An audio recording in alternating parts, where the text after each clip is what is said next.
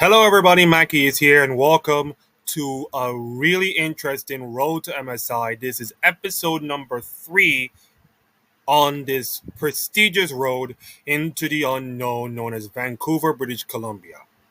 Sadly, everybody knows about Vancouver, but let's just say into the unknown, as in mystical, dark forest, crazy stuff, mumbo jumbling around here. But let me give you two pieces of news before we go into the teams that have qualified, the other regions, and my thoughts about them. The first is pretty much my side. As you all know, my social media stuffings have not been coming to fruition. It's because I'm lazy. Plain and simple, I am lazy when it comes to doing even the basic stuff, like watching a TV show or reading or doing anything. My lazy mindset is just not focused. But I decided that every day for the next 15 days at around 9 a.m. on the TikTok feed, I will be sharing 15 years of every single MSI tournament. As you all know, I already posted the first one on my TikTok feed. I was going to post it on YouTube, but unfortunately, I was like 3 seconds late on to trying to make a YouTube short. So I'm just trying to make it a shorter script. I have a script right here to talk about like the 2015 and 2016. I haven't gone to like the rest of the years, of course, except the 2020, of course, because of COVID and everything like that. So that's gonna be my job for the next couple of days on your TikTok feed at 9 a.m. every day, or pretty much later, depending on my state. I'll be posting a little bit of shortage history, not much in terms of like draft and everybody else, but to give you like the little bit of tidbit history on every single MSI, the teams, the performances, and the winners, and the historical context about it. Like, let me just look at my script. So the 2015 MSI, the very first one that taking place, and I will go into more of a context. Yes, the MSI tournament was taking place in the Florida State Basketball Stadium, which is the Donald L. Tucker Civic Center. Now, back then, Worlds was the be and all end all tournament, and of course, there were some other third party tournaments like IEM and the infamous IPL 5 tournaments, all that kind of stuff. And then Riot, maybe a little idealism about themselves, I don't know, but their idea is like, let's just make an international tournament other than Worlds to showcase the best teams who won spring, and that's how we get to the mid-season invitational. Now, was the first mid-season invitational good? Well, not really. It was fine, I guess. The only caveat is like TSM kind of eliminated, which is why if you watch the post that I made on TikTok, there's a little poop emoji, fading in and fading out, of course, on the TSM logo because of how bad they were, consider the standards that North America have been precedented, especially after like the first season of Worlds.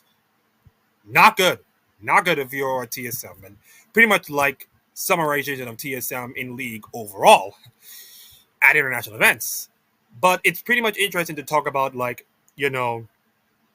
mid season invitational, very first mid season invitational, because it's like if we look at the mid season invitational 10 years ago to compare it to today, the mid season invitational then was never the be and all end all tournament. It was Worlds. It was the Summoners Cup.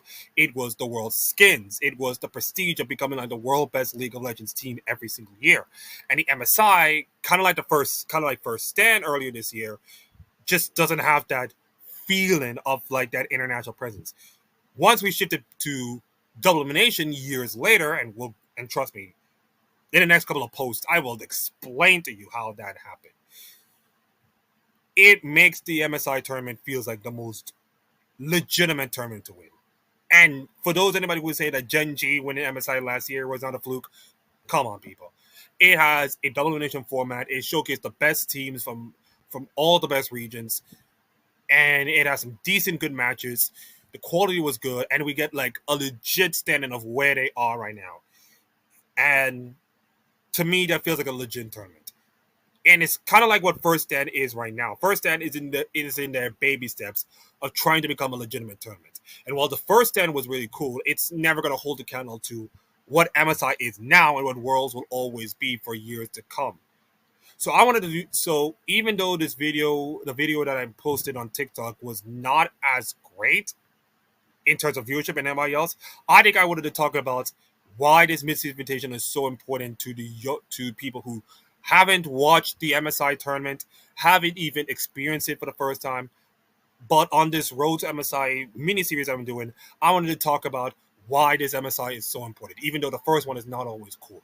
I already have a 2016 one, which is I'm going to do that right here, and I have to do 2017, 18, and then all the way until the end. So if you like my little bit of tidbit on the whole history of MSI, the TikTok subscription and all my socials will be on the description below. If you like the videos that I'm doing, please like and subscribe so that we can make sure the YouTube algorithm will see me more. I scroll down and do all my things, and my little video was part of the algorithm for YouTube, which is so blessed. The bad part about it, we are, and listen, this is not me begging or anything like that. This is not being like a poor man's begging. We are at 29 subscribers still, and that number hasn't been moved yet. And of course, I'll be speaking about it for a couple of minutes. But the thing about it is that I am not a social media influencer like so many people. I do not wake up and post myself on Instagram like 10, 15 times a day. I usually watch TV. I listen to music most of the time. I read sometimes. I watch TV shows. So going on social media like every single day and have it be like a 24-hour thing, it's not so great for my brain. Although my parents actually scroll TikTok and do stuff nowadays because what are you going to do? It's just, disconnected. And this is my opinion. It's kind of disconnected to like the real world in these cases. So while social media is kind of good and anybody else, it kind of feels like disconnected to me. And I don't want to be like sucked into like that every single day. So I decided to do these things to like pick my moments, pick my opportunities to post and put decent content in there so that many people does that. Now, I know this kind of content and I know this kind of thing is not something that many people do not like. Some people like your sports, some people like your anime, some people like your TV shows and your music. That's fine. But what I'm doing here on YouTube and TikTok is really different from everybody else. And yes, I'm gonna say this again. I am from Jamaica. I'm a Jamaican person should never be talking about a video game esport. He should be talking about music and sports and music, and that's fine. And that's fine. But speaking as a slightly autistic person, I want to be like a different personality. I want to have a different view. I wanted to do something different than all the other people doing that. And if some people do not appreciate my differentiation, that's fine. That's your opinion, your take. We can all have a different opinions and just move forward. But I just wanted to do something different. I just want to do something different than all the normal people wanted to do. And if it works out, great. If it doesn't, that's fine. But I want to do this because I love it, because I have something that I care about and something that I wanted to just, be happy for. And whether I get like 100 subscribers or just zero, I am happy that you guys are all coming in to kind of watch my videos, to share, to learn about these things, even though I have no knowledge about the game and it's drafted and it's strategics and all kind of stuff. I'm more like a narrative based person. I'm more like a narrative kind of person talking about narratives and player focus and all the kind of stuff. And because, of course, that was Ryan never does anything. Player narratives, ugh, it's disgusting. But I'm just trying to do my thing, of course, to shed some light of, players and teams and their achievements and all this kind of stuff. And for that and for people, that's the most important thing, to shed a light on all these people and their achievements, which is kind of cool. So whether you people watch the videos or not, I don't care. I'm just gonna keep doing it until either I get success or I'm failing or I fail trying. That's all I want. So please like and subscribe, all these kind of stuff, so we can make the algorithm work. And thank you for listening to my rambling session, my TED Talk, of course. And now we can begin. Raise your hands if you have Koi winning the LEC split. Anybody raise your hands? Anybody on the comments, raise your hands. Because I did not expect that to happen. I was thinking G2 supposed to win, even though they're kind of flawed a little bit. I was expecting K Corp to win, even though their individualism is not that great and the drafting they play in is not okay to their standards, especially how great they were last year. But all the focus was supposed to be like a KC G2 finals and maybe a slight G2 win, maybe a K Corp win. It was supposed to be like a 50-50 match between KC and G2 for the finals. And KC and G2 will go to MSI. Europe will be feeling good and all kind of stuff. But unfortunately, that did not happen. Koi take the cheese, ladies and gentlemen. Movistar Koi are your 2025 LEC Spring Champions. To put this into context, Jojo Pion, let me just see. Yes, Jojo Pion is the very first North American player to ever win LEC. In fact, he's the first ever non-imported player to ever win LEC. The first non-European to do it. Now, was he great? No, he was not. But Supa was amazing. Merwin was really good. And Alvaro was pretty good in support. But I think the one player we have to focus on, most importantly for this Koi team succession, is Elioya. And I believe that Elioya right now has elevated himself to be on, I'm not saying legendary stuff like your caps or your reckless or your perks or anything like that, but he has now elevated himself to becoming like the best version of himself. Because to talk about Koi's success in this split, you have to talk about Elioya's progression as being from a guy who's coming like the third, second best team on that early Man Lions youngster team with Humanoid and friends and all that stuff, to now becoming like a matured, pretty good jungler, and has elevated everybody else. Because when Elioya goes, so does Koi, and he has been pretty much my MVP. You can have other MVP conversations, but in terms of most important player to that team, I think Elioya is probably the MVP of this split by a good solid 2 to 3 miles. Now, I wish I had some statistics to tell you, but that would be like boring to some of you people. So I'm going to use my narrative here. For Elioya to kind of like roll the dice with that all Spanish team last year and get absolutely flamed on by so many people, and the fact they actually succeeded so many expectations to like finish like third or fourth, and for them to become like LEC champions over G2 of all teams, like that's incredible. Like let's just even put in more incredibly annoying or more incredibly amazed that, listen, that Sunday was going down as one of the greatest Sundays I ever witnessed as a sports fan. Sunday, June 8, 2025 will go down as my favorite days in sports. Carlos Alcaraz versus Sinner put on an absolute tennis masterclass that I, you, and everybody else should just watch with incredible awe. I mean, if I were the French Open VODs, I will have the whole VOD. The whole VOD. Just give me like the whole VOD right now, and I'll watch this matchup again and again and again. It was so beautiful. And the Nations League finals, of course, was not bad. Even though Spain lost to Portugal, I think the finals was really good. And then, the NBA finals was game 2 was like whatever those days. But if you're a Spanish fan right now, that day was bonkers. Like, you saw Carlos Alcaraz and Sinner going absolutely nuts, and Carlos Alcaraz won the whole French Open. You saw Koi, a fully fledged Spanish team. Yes, I know we got a Canadian in there, but a fully pledged, careful with my words, Akeem, fully pledged Spanish team actually winning it, and then you see like Spain facing off your Iberian rivals Portugal, and yes, you lost, but it was a decent, good game. I mean, what a great day to be a Spanish fan! What a great day to be a Spanish fan in the world of sports. I mean, vamos! My goodness, that is amazing.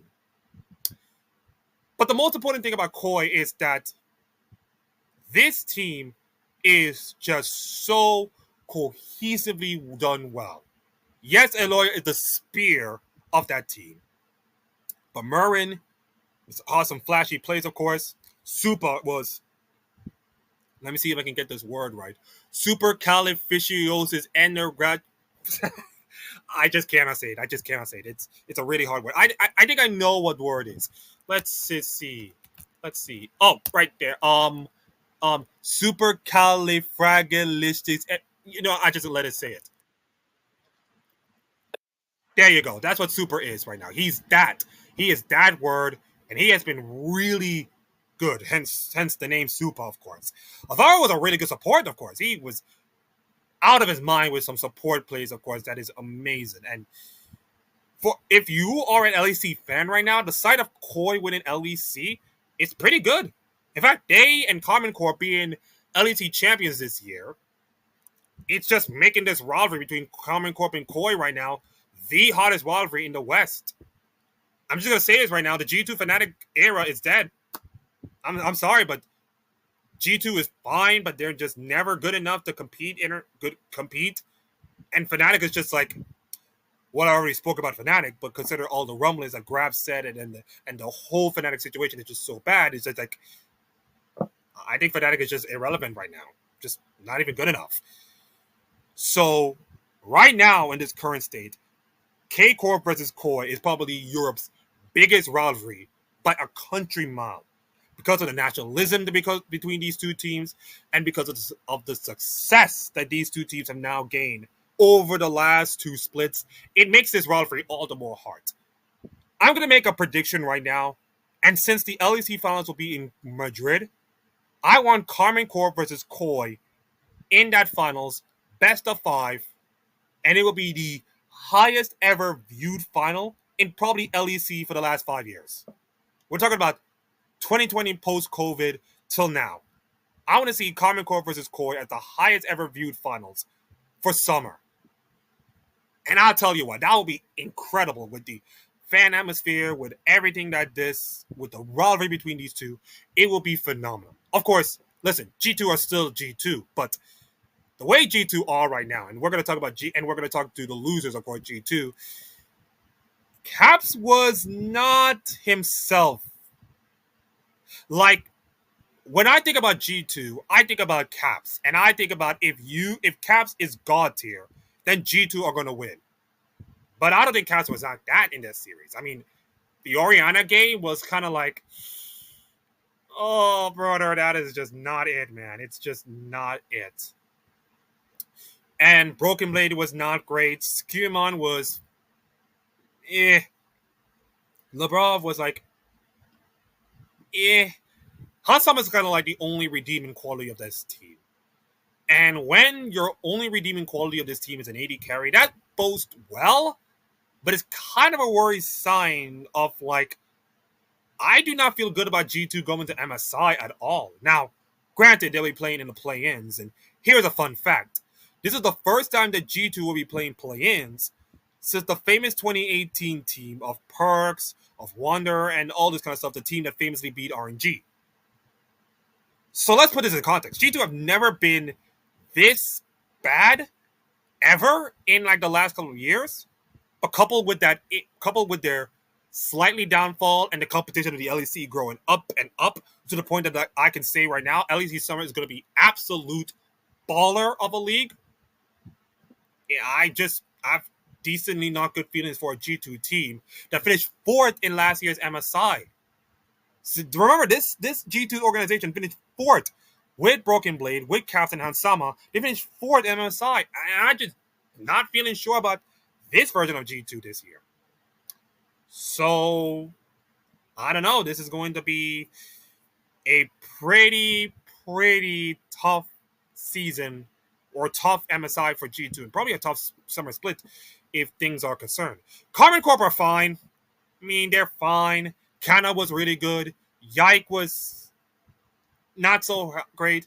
Kalist was okay. Tagabas was Vladdy was like hit or miss. It's more like the team is good, but it's just like they're not like elevated to the extreme yet. And when you're like a top team normally wins a lot of games, but just cannot be like consistent enough. And it's almost like Carmen Corp's entire season is kind of like they want to win and showcase how their elevation to themselves. And to do both is kind of hard. Especially one of them is the Heretics game in which they won, but it doesn't felt like winning to them. It doesn't felt like winning because they wanted to win plus experiment. And that can go great, but Carmen Corp just won their first LEC titles like a couple of months ago. They're not like G2 or Fnatic levels are great, nor Koi's level are great. Koi just won a few titles, of course. Yes, they were from the Man Lions organization, but the point remains. Carmen Corp is not in that level yet of elite LEC teams. Now, do I believe they're good enough to win next split? Of course they're good enough. I think they're good enough. I think the players are good enough. They just need a little bit more, champion pool depth, but more like elevated their early game status, elevated their style, and all the kind of stuff. Vladdy to improve. Kalist will be fine. Yike to improve. Kana is okay. I mean, Kana's magnificent, of course. Kana's really magnificent. But if they can do all of that, I think Carmen Corp should get to MSI. Oh, sorry, Worlds. I think they could have gone to MSI, but that didn't happen. Sucks for them. And the fact they lost to Koi not once but twice. I mean, the first one was kind of shocking. The second one was kind of like, oh my goodness. Wow, okay, I didn't see that. And for the Koi team to come back and absolutely eviscerate G2 while everybody was watching how incredible the French Open was, to do that pretty much shocks me. So now, if we want to evaluate the MSI 2 teams, I'm not sure about G2's chances of MSI. But I think Koi, if they can, maintain that early game pressure, and yes, the bad news is that there'll be a lot of new patches and new champions coming into MSI. That Koi have plenty of time to practice, of course, since the LEC season is done. I mean, remember, the MSI does not start in the next 17 days at the time of recording this. So they got plenty of time to, go through the Kings and all those kind of stuff and everything like that. So if I were Koi right now, you're feeling really good about this team. You're feeling really good about them. And you're feeling good about JoJo because he's coming back home. After so many years of being in EG and getting scrutinized so badly by Cloud9, maybe their fault, maybe his fault, he's now going to a different environment, different team, different weather and all kind of stuff. And not only he thrives in it, he has won an LEC title, something that no foreigner, not even like the days of Avi, of course, from like Heretics, like he's the first foreigner to do it. And he's now home, and he's a champion of LEC.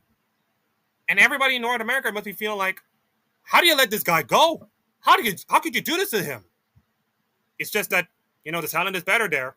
The talent, the quality is better there. It's the atmosphere is better. The team environment is better. It's like, and if you're a North American fan, you might get to wave goodbye to Inspire and all those North American talent because once their contract is up, they're gonna be crossing the Atlantic. Just saying, man. North America is just not looking hot right now. And raise your hands up if you have anyone's legends going to MSI. Anybody? Anybody raise your hands? Oh, wait. No one raised their hands. Nobody expected that anyone's legend can make it to MSI. Well, they just bloody did. They just bloody did it. I mean, let me just stand up and just give them a round of applause. Good for them. Good for them. Now, I did make a TikTok post about, like, their evolution from Rogue Warriors, which was an abomination of a team, to now the rebranding of anyone's legend with some decent pieces, to now get a team to go to MSI with names like Flandre, Tarzan, Shanks, Hope, Kyle. That's a pretty solid list. And the coaching staff of Tabe, who once upon a time carried BLG to a finals of last year's MSI. Yeah, I think last year's MSI. Or actually, 2 years MSI. Yeah, MSI like 2 years ago. 2023 version of MSI. For Tabe to manage to make this anyone's Legends team cooked, and the fact they actually made it to two finals in a row, it's just like, oh my goodness, anyone's Legends. I need to apologize. I was never familiar with your game, and I feel like right now, anyone's Legends could win LPL. Now, granted, they have another matchup to go, and they have to face off against BLG more than later. But I will say this right now. I know anyone's Legends are looking like the team of like, I just don't know these players. I mean, you know some of the players. Tarzan is already was a legendary jungle. Flandre once upon a time with I think EDG. I think Hope and Shanks are kind of like known players. So you kind of know the players, but you don't know the team as much because of the lack of history with the organization. But that's fine. That's fine. But consider it's LPL, and consider LPL always dominates in MSI tournaments years ago. You have to know. You'll know the names, man. You'll know this name. You'll know this team. You'll know this team soon enough. And I think for anyone's Legend to now be in MSI will be a huge boost for them. Consider the timing of esports winter, gnawing up all the teams and ruin and just causing them to broke. So for anyone's Legend to like being there, being that new fresh team that's not a JDG, that's not a BLG, that's not even an EDG or an IG, it's weird, but I think it's good. But I think it's good for like the name brand recognition for them to like elevate and to be like a well-known team. So anyone's Legends have become legends. Who knew? Good job for them. But okay, Akeem, we need to get through the chaos of the rest of the teams. I mean, oh my goodness, Top Esports. I mentioned about, remember a couple of months ago that I talked about Top Esports being a carpet mat for every other team to be stepped on. Well, Team WE stepped on you and wiped on you and make you absolutely like crap. Like, how do you lose to Team WE with Cube, Monkey, Chris, Tyon, and Vampire? Look at the names of Top Esports and look at Team WE. Like, I mean, come on, people. This is embarrassing. Now listen, it's I'm not gonna go like crazy shouting and saying, how do you lose to top Team WE and go crazy? Because Top Esports for the longest time around have been so good domestically, and then internationally they kind of bumped out. But now they can't even do well domestically. They've lost to this team, and it's like they can't do nothing. They just can't do nothing. Jackie Love was awful. Cream was like nothing. Kanavi was the best player, probably the MVP of the split, and he does nothing. 369 rolled more threes than you can ever imagine. It's just like this Top Esports was dominating the regular split, and for them to lose to TWE like this, like I can't accept that. I just can't accept that if you're Top Esports. I think you're like the fanatic of China right now. You are officially not a fanatic of China, down to the logo color and such. You're the Chinese fanatic. Like, they just cannot do well when it absolutely matters most. I mean, look at the game. I mean, look at the last couple of years.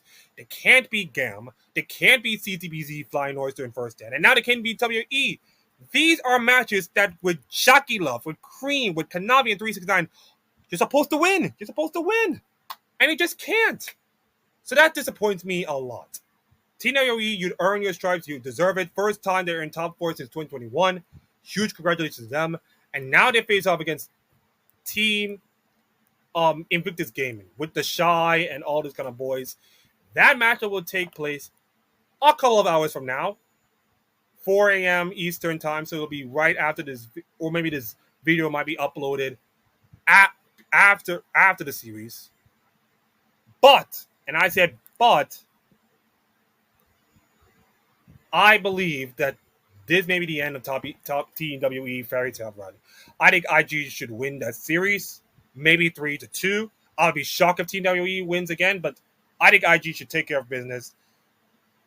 And maybe if Team WE can showcase what they've done against Top Esports and maybe against JDG. I mean, we can talk about, JDG, man. JDG was a mess. You know, the coaching firings and all kinds of stuff. It makes sense that JDG are kind of like not in a great state and lost out so badly to TWE, which makes it not surprising consider the external backgrounds against them. So it's like I mean, not surprising, but I think IG should take care of them. I mean, IG with the shy JJ rookie Gala and Mako. I mean, Gala looks reborn again right now. There is no way you can lose to TWE IG. Just no way. I don't care how bad Shy is. I don't care how coin flippy is. No way you can beat TWE. Just no way. So I got IG winning 3-1 over Team WE, and I could be wrong about one. And then, of course, you look at BLG, and I feel like, okay, BLG make it to top 3. What's wrong? Well, it turns out the Beige Wong experiment was kind of like he's okay, but he's just never going to like elevate the team to greatness. I mean, this team is fine. This team is fine, but it's just like it never going to like cut it against like the dominance of anyone's legend right now, which look like a million times better. And of course, if BLG were to win that finals, they will lock themselves MSI and then face off against them in the finals. But consider how chaotic the LPL has been with JDG and top esports being out. BLG is kind of like, the best of like the last good teams. But the way they've been playing, the way, especially that last series against, anyone's legend, and they just not so great, not so hot, of course. So I believe that BLG can bounce back and actually beat the IGWE winner. They should beat them, and then it'll be them and anyone's legends in the finals. But I think I have a strong case of anyone's legends supposed to win that finals. I think anyone's legends, they've made it to the finals. That was against a rampant top esports, and top esports deserved to win. And now here they are, favorites to win the whole thing. And BLG have not looked like themselves. They do decently well, but they're just not clicking in terms of team fighting power and all that kind of stuff. And anyone's legend is looking pretty good right now. So based on vibes and based on team cohesion alone, I think anyone's legend can win LPL. I mean, why not? Why not them? So that's the LPL stuff going on right now. Let's go. Nothing much on the LCK front. This weekend will be the Road2MSI grand finale. As you can see, KT Rolls are having a run of their lives. 3 OD plus Kia, which is fine, okay. But then 3-point non-Chim Red Force, which is actually like surprising because how decently good non-Chim Red Force has been throughout the season. And for KT Rolls to beat them, man, oh man, it's rough for them. Now we get the Telecom Wars coming up.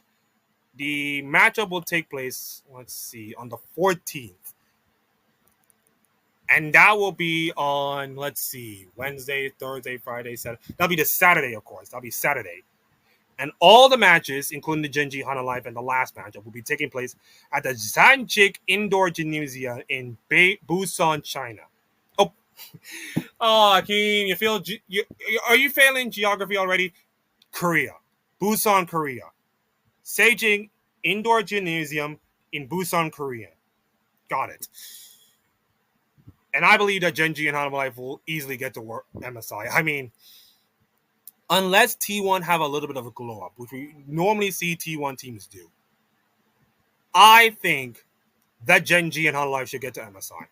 I think Genji Hana Life will have a banger of a 5-game series. That game will be the first one on Friday. I think Genji should win over Hana Life Esports. And, that will be like an absolute banger of a matchup. And then you got KT versus T1. I'm just going to go with T1 here. I think KT have a good run, and then that was it. And then we may get a Hana Life Esports T1 matchup, and that will be an absolute banger as well. And I think Hana Life Esports should win. Sorry, T1. I think you're okay, but consider how brutally dominant these two teams are. And if you look at the global rankings in the LoL Esports global rankings, these are the top 2 teams in the world by a mile. Like, look at the standings. Almost 1,600 points by Genji, 1,570 over Hana Life Esports, including, of course, winning the first stand tournament. T1 are okay, but it's like they're never going to have to touch the top 2 with how good they are. Yes, Honda Life Esports have a little problems, but do I believe that T1 can beat Honda Life Esports? As good as Fake, as all Adduce and as Faker is, it's the same thing as Caps.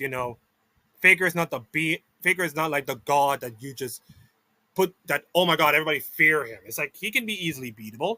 Like Caps, he can be easily beatable. He can have a bad day. We all know that. And I think Honda Life and Zeka could take care of business. So I have Genji and Honda Life Esports as going to MSI. No shockers here. I hope. To the LTA North, and let me just apologize to every Shopify Rebellion fan. Just saying that Shopify Rebellion are kind of like not a great team. And yes, I kind of going on a rant about 100 Thieves, how bad there are. But the same applies to Team Liquid. And I think Team Liquid are damaged goods, man. I think Team Liquid are officially done. I think Team Liquid have been officially done. They are cooked. They are, horse meat. They are officially horse meat right now. They're sent to the glue factory right now. They are sent to the glue factory. Just send this entire organization to the glue factory, man. They are done. Like, how the hell does Impact manage to get all pro? Like, I'm sorry. Impact is a fine player, but he has been in decline the last couple of days. He's been totally in decline. Meanwhile, Funch has redeemed himself pretty handily. Palafox has been looking like Palafox and Contracts look like 2022 NRG. Did I get that year right? 2023. Thank you. 2023 NRG. B4 was good, and CEOs was a pretty good Brazilian support, and now they're here making top 3. Now, yes, 100 Thieves have fell apart. Team Liquid have fell completely apart, of course. And I'm sorry, man. If UG does not perform well, I don't think Umti is a problem. When everybody was thinking, okay, guys, Umti is a problem, let's just replace Umti and it'll be fine. And it's like, no, man. I think the whole team is a problem. APS just not looking great. Yawn is like the only shining light of this whole team. Impact is just declining. Core JJ is not great. It's just like this whole Team Liquid team is a mess, man. The Team Liquid they're gone at this point. The spawn buff, it does not help them. Shopify Rebellion was impressive in their wins. They look like a pretty solid team. I'm not saying they can beat Cloud9 or FlyQuest. I'm not saying that. They look like a top 3 team based on circumstances given to them. But they beat who they're in front of them, and that's more important. I mean, FlyQuest and Cloud9 are looking like the 2 best teams in all of LTA North. But the sad part about it, we have to send one team in. We have to send one of them in. So, that was a good series between them. I think FlyQuest did decently well. Cloud9, I think, Game 1 was kind of like even, and FlyQuest won. Game 2 should have been Cloud9's in all the circumstances. So the fact that it's going to 5 games and Cloud9 should have at least win 3 of those, it makes you feel like we've been treating FlyQuest as an invincibility team, just like G2 and just like BLG, but they're not invincible. They're not gods, Whipple having some iffy problems, of course. Inspired, by the way, LTA North MVP. He's good. The bot lane has been decent. But I said Cloud9 look like absolute beast right now. Thanatos. Thanatos is amazing top laner. Thanatos is amazing. Loki looked really good right now. And my God, I feel like right now, as good as Shopify Rebellion has been, I will not be shocked if we see another Cloud9 FlyQuest battle for not only LTA North, but MSI. It sucks that we only have to send one of them to go through, but I want to see a good battle between Cloud9 and FlyQuest. And by the way, all the names that I mentioned, Kana, Loki, Thanatos, all these other good players, they come from LCK Challengers, which makes you feel like, is LCK Challengers a pretty good product to send youngsters to play in different regions? As I say, yes, it's a good feeder league. It's a good feeder system.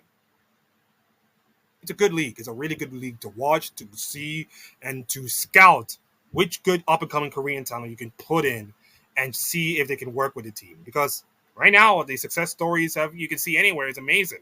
Cloud9 is doing it. Koi is doing it right now. Even Common Corp is doing it right now. So it showcased that the LCK Challengers is something to behold and something to be amazed about. So, as for who to be the representative of the LTA North, I think FlyQuest are the obvious one, but maybe Cloud9 could win it. Maybe.